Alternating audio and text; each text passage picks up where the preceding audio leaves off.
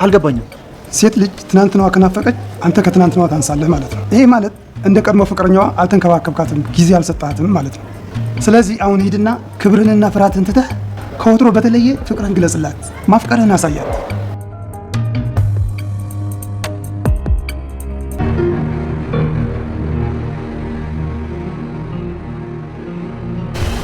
ምን ሆነሃል? በጣም ቅርተኝ ፍቅር። ለምኑ? እጄንም ስላነሳሁብሽ ፍቅርሽንም ስላጣጣልኩብሽ። እሺ የኔ ፍቅር፣ አንቺ ስላለሽኝ እኮ በህይወቴ በጣም ደስተኛ ነኝ። እኔም አንተ ስላለኝ ነው በህይወቴ ደስተኛ የሆንኩት። የበፊት ፍቅረኛሽን እንድትናፍቅ ያደረኩት እኔ። ጊዜ አልሰጠሁሽም፣ ፍቅርም አልሰጠሁሽም። ከዚህ በኋላ ግን ጊዜም ፍቅርም እሰጥሻለሁ፣ ደስተኛ አደርግሻለሁ። እሺ የኔ ፍቅር። እኔ የምልሽ ፍቅር ከሌላ ሴት ፍቅር ይዞታል እንዴ? ማለት አልገባኝም። እንዴ ምን አልገባኝም አለው? ፍቅረኛ ወይም ደግሞ ፍቅር ይዞታል እያልኩሽ ነው። እኔ እንግዲህ እስከማውቀው የሚያፈቅርሽም የሚታመንልሽም ለአንቺ ብቻ ነው። ቆይ ምን ተፈጥሮ ነው? ከልቡ እንደወጣውና ፍቅሩ እንደቀነሰ ነገረኝ። ምን? አንቺን አልፈልግሽም ማለሽ? ቆይ ምን አድርገሽው ነው? ከበፊቱ የተለየ ምንም ያደረኩት ነገር የለም። እሱ ከቆረጠለትማ እኔ ተስፋ አለኝ ማለት ነው። ምን አልሽኝ? ኧረ ምንም። የፍቅር ነገር እኮ ገርሞኝ ነው። እንዴ ስንት ዓመት የጠበቀውን ፍቅር ገፋ እያልኩ እኮ ነው። እና አንቺ ስለተቀየረበት ነገር አላውቅም እያልሽ ነው? ኧረ እኔ ምንም አላውቅም። እስኪ እባክሽ ወደ ስላስቸግርሽ ከቻልሽ ለምን እንደተቀየረ ፍቅሩ ለምን እንደገፋ አጣሪልኝ። እሺ የቻልኩትን ያህል ጥራለሁ። አመሰግናለሁ። ይቅርታ። ሄሎ ቢኒዬ፣ እንዴት ነህ? አለሁልሽ። እንዴት ነሽ? ይቅር በለኝ እደውላለሁ ብዬ ጠፋሁኝ አይደል? ምንም ስላልተመቸኝ እኮ ነው። ችግር የለውም። ያው አንቺ ደውለሽ ላገኘኋት እኔ ልመልሽ ብዬ ነው። እንኳንም ደወልክ፣ ደስ ብሎኛል በመደወልክ። አሁን የት ነሽ ላግኝሽ? ይቻላል። ባለፈው ያገኘኝ ካፌ ፊት ለፊት ነው ያለሁት። በእንጣ እሺ። እሺ ና። እሺ ሊያ ሮዳስ ዴ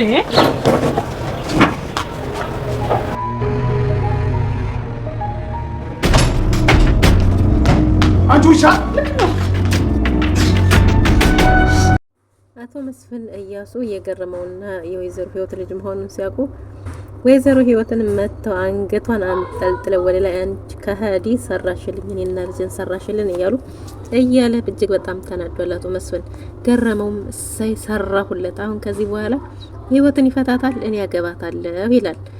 ህያብን ይቅርታ እንዲጠይቃትና ሴት ልጅ የድሮ ፍቅረኛዋን ካስታወሰች የቀራትና የጎደላት ነገር እንዳለ እንክብካቤም ሆነ ፍቅር የጎደላት ነገር ሲኖር ነው የድሮ ህይወቷን የምታስታውሰው። ስለዚህ አሁን ፈጠን ብለህ ሂደህ ይቅርታ ጠይቃት ብለዋል አቶ መስፍን ለልጃቸው ለዘድንግል። ሰላም ሰላም! ውድና የተወደዳችሁ ውድ ቤተሰቦች እንደምን አላችሁ? በያላችሁበት የዓለም ዳርቻ ሰላማችሁ ብዝት ትርፍ ይበልልን እያልን ዛሬም በህያብ አዲስ ቀጣይ ክፍል ወደ እናንተ መተናል። እናንተም በቅንነት እንዴት ተለመደው ላይክ፣ ሼር፣ ሰብስክራይብ እያደረጋችሁ ቤተሰብ ታረጉን ዘንድ በትህትና እንጠይቃለን። ቤተሰብ ላረጋችሁንም እጅግ በጣም ከልብ እናመሰግናለን። እንግዲህ ምንድነው እስከ ዛሬ ድረስ እንዴት ተመለከትነው አቶ መስፍንና አቶ ገረመው እጅግ በጣም ጠላታሞች የማይዋደዱ ሁላቸውም አንዳቸውን ለመጣል የሚፈላለጉ ቢሆንም አቶ ገረመው የአቶ መስፍንን ሚስት በመኪና አደጋ ስለገጨና ስለገደለ የሱን በቀል እንግዲህ ወይዘሮ ህይወትን ቀምተው አግብተዋል። ስለዚህ ወይዘሮ ህይወትም ደግሞ የ4 ወር ነፍሰ ጡር ሆና አቶ መስፍን ጋር እንደገባችና 7 ወር ሲሞላት ሁሉንም ንብረቷን በስማ ያለውን በአቶ መስፍን አስመዝግባ ከዛም ወደ እህቷ አገር ቤት ሄዳ ወልዲያ አራስነት ጊዜዋን ስጨርስ ነበር የተመለሰችው። እና ይሄንንም እንግዲህ ሚስጥር አድርጋ እስካሁን ድረስ ብትይዝም ልጅ እያሱ ግን በጣም ኃይለኛና በቀለኛ ሰው በላ ነፍሰ ገዳይ ሆኖ ሲመጣ ያንንም በተመለከተ እናትና አባት ፈርመው አቶ ገረመውና ወይዘሮ ህይወት ማለት ነው እንዲታሰር ፈርመው አሳስረውት ነበር። ግን እያሱ ተፈቷል። ቢፈታም ግን መች ሆን ቀኑ የማይደርስን ቀን እየቆጠሩ መኖር ምን ያህል አሰልች ነው እያለ የተለያዩ ደብዳቤዎችን ለእናትና ለአባቱ እየላከላቸው እየተሳቀቁ ይገኛሉ። ነገር ግን እያሱ እዚህ ደረጃ እስከሚደርስ ድረስ የገረመውና የወይዘሮ ህይወት ልጅ መሆኑን መስፍን አያውቅም ነበር። እናም እንግዲህ ምንድነው አሁን ላይ በሚደርሷቸው እያንዳንዳቸው ደብዳቤ ምክንያት ትናንትም አዲስ ነገር ደርሶ ስለነበረ እያሱን ፈርሞ ያሳሰረበትን ደብዳቤ ሲልክለት እንግዲህ ገረመው የመሰለው አቶ መስፍን ስለመሰለው ለአቶ መስፍን ህይወት ወይዘሮ ህይወት ልጅ እንዳላት እንዲነገራት አድርጓል። ዘድንግልና ህያብም ተጣልተው ነበር። ምንድነው የተጣሉበት? ከዚህ በፊት እያሱ የእሷ ፍቅረኛ ስለነበረ እያሱ በምንም ምክንያት እንደሆነ በምን ምክንያት እንደጠፋም ሳታቅ ድንገት ጠፍቶባት ነበር። ስለዚህ ድንገት የጠፋባትን እያሱን በምን ምክንያት እንኳን እንደጠፋ ስለማታቅ ህያብ በጣም ትጨናነቅ ነበር። ስለዚህ እሱን ደግሞ በአጋጣሚ ስትፈልግ ባገኘችው ፎቶ የተነሳ የወይዘሮ ህይወት ልጅ እንደሆነ አውቃ ነበር። ነገር ግን ሁለት ልብ ሆና መላመት ላይ ስለነበረች ስልክ ደውላ ፍቃዱ ጋር ሲያወሩ እንዲጋቡ እንደሚፈለግና ነገር ግን እሷ ደግሞ አሁን ላይ ከሱ ጋር የምታስተካክለው ነገር እንዲያላት ስትናገር ተልኮለት ስለነበረ ነበር ዘድንግል ተጣልተ የነበረው። እናም ጉዳዩን ለአባቱ በማማከሩ መፍትሄ አግኝቷል።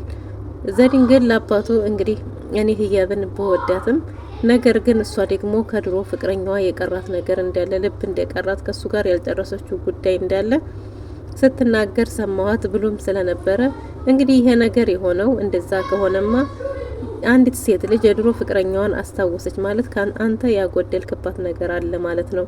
ካንተ የሚጎላት ነገር አለ ማለት ነው። ወይ ፍቅር አጉድለህባታል፣ እንክብካቤ ምናምን ቀንሰህ ይሆናል። ስለዚህ አንተ ባለፈው ህይወቷ ላይ ወደ ኋላ እንድትመለስ እንዳታደርግ አንተ የተሻልክ ሆነህ ተገኝ። በተሻለ ደረጃ ፍቅር ስጣት፣ ተንከባከባት።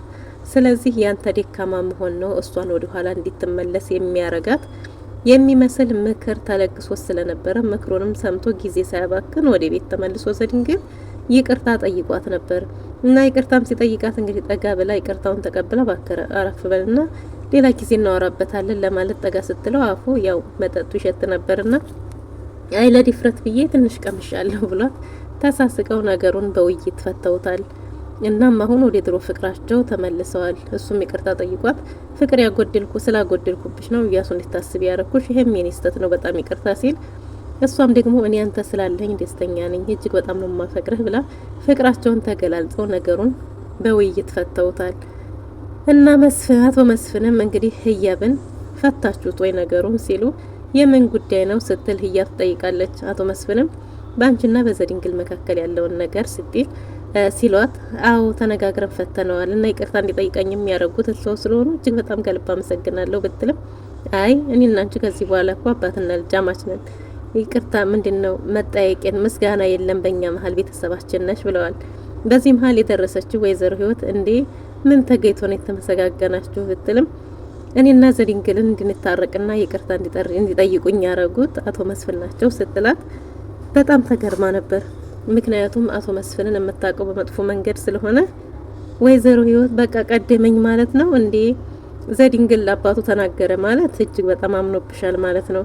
በዛ ላይ አቶ መስፍን እንዴት ተቀደምኩ ማለት ነው ስትላው ተቀድመሻል ስትላት ፈገግ ብላ ከዚህ በኋላ እያሱን ተወት አድርገሽ ዘድንግልን ጠበቅ አድርጊ፣ ዘድንግል ስላንቺ ለአባቱ አወራ ማለት ባንቺ እጅግ በጣም ተማምኖብሻል ማለት ነው ብላት እሺ ጠበቅ አረጋለሁ ትላለች።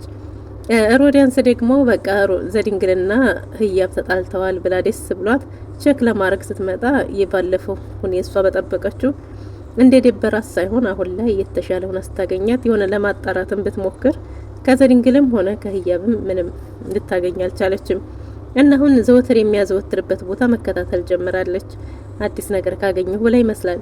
እናም ዘድንግልን ስትጠይቀውም ዛሬ ምንድነው ያስደሰተህ ብላ ስትጠይቀው እንግዲህ የሆነ ችግር ተፈጥሮ እንደነበርና እሱንም ደግሞ በመነጋገር እንደፈቱት ሲነግራት እንዴት ማለት ሲላት አይ ከህያብ ጋር ትንሽ ተጋይተን ነበር፣ አሁን ግን ነገሩን በይቅርታ አልፈነዋል ሲላት እጅግ በጣም ደበራት።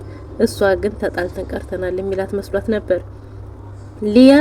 ሊያ አቶ ገረመው ጋር ሆና የምታፈቅረው እያሱን እንደሆነና ፍቃዱንና አቶ መስፍንን ለመጠቀሚያ እንደተጠቀሙባቸው ሲያወሩ በግልጽ ሰምቶ ስለነበረ አሁን በራክሴ በግርጌው ትላለች። እንደዛ ስትሆንልኝ የነበረው ፍቅሬን ለምን ገፋኸው? አሁን ስቀርብህ አንተ ለምን ሸሸኝ? እያለች በተደጋጋሚ ብትጠይቀውም ፍቃዱ ግን ልቤ ነበር ያፈቀረች ብቻውን ልቤ አውጥቶ ጥሎሻል ብሏት ፊት ነስቷታል። እና እየተከታተለች በየቦታው ብትልም ምክንያቱን ሊነግራት አልፈቀደም። ነገር ግን አይንሽን እንዳላይሽ አይንሽን ላፈር ሲላት አሁንም ዘድንግልና ህያብም ተነጋግረው ነገራቸውን በመፍትሄ ቢያረጉም እንግዲህ ሮዲያንስ ዘድንግልን እና እኔ ለምን እንደ አንድ ላይ እንዳንሆን እንደፈለግ ሩህያብና ዘድንግል እንዲጋቡ እንዴት እንዳደረግ ባላቅም ካርተኸኛል ስትለው ፍቃዱ አልከዳሁሽም፣ ለእውነተኛ ፍቅር ነው የቆምኩት። ምክንያቱም እንደኔ ተጎጅ እንዳትሆኝ ብዬ ነው። ስለዚህ እነሱ ይፋቀራሉ ታያቸው ቢላትም እሷ ደግሞ በፍጹም መተው እንደማፈልግ ደጋግማ ብትነግረውም እንግዲህ እኔ እንደኔ እንዳትሆኝ ብዬ ነው ላንቺ አዝኜ ነው እንጂ በፍጹም ያልከዳውሽም የከዳውሽ ከመሰለሽ ብሏታል። እናም ሮዳንስ ጋር እያወሩ ሳለ ነበር የመጣችው። ስለዚህ አይንሽን ላፈር ብሏት ጥሏቸው ሂዷል። ስለ ሮዳንስን ለመጠየቅ ሞክራለች። እባክሽ ሮዳንስ ፍቃዱ በህይወቱ ሌላ ሰው ገብቷል እንዴ? ከዚህ በፊት እንደዛ የሚሆንልኝ ሰው አሁን አይንሽን ላፈር አለኝ ብላታለች።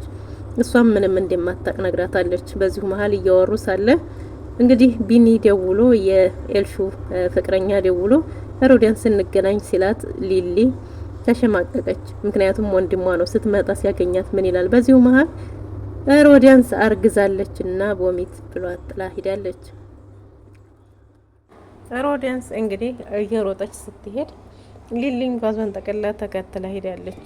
ግን ቢኒያም ሮዳንስን ብሎ ሲመጣ ሊሊን እዚያ ሲያገኛት ምን ሊሆን የሚለውን እንግዲህ በቀጣይ ክፍል የምንመለከት ይሆናል። አቶ መስፍንም እንግዲህ ይህንን አስደንጋጭ ዜና የሰሙት ሲሮጡ ወደ ቤት ተመልሰው ወይዘሮ ህይወትን አንገቷን አንጠልጥለው ወደ ላይ አቤት እና በቀጣይ ክፍል እንግዲህ ወይዘሮ ህይወትና አቶ መስፍን ምን ደረሱ እንዴት ሆኑ የሚለውንና ኤልሹም ተመልሳ ዲና በእግሯ ቆማ ልትመጣ ነው። በኤልሹና በሮዳንስ መካከልስ ምን ይፈጠር ይሆን የሚለውን ሁሉንም አብረን የምናይ ይሆናል። ለዛሬ የነበረን ቆይታ ይሄን ይመስል ነበር። በቀጣይ በአዲስ ክፍል እስከምንገናኝ ድረስ ቸር ሰንብቱልኝ። በቅንነት ላይክ፣ ሼር፣ ሰብስክራይብ ማድረጋችሁን አትርሱ። መልካምነት ለራስ ነው ለእናንተ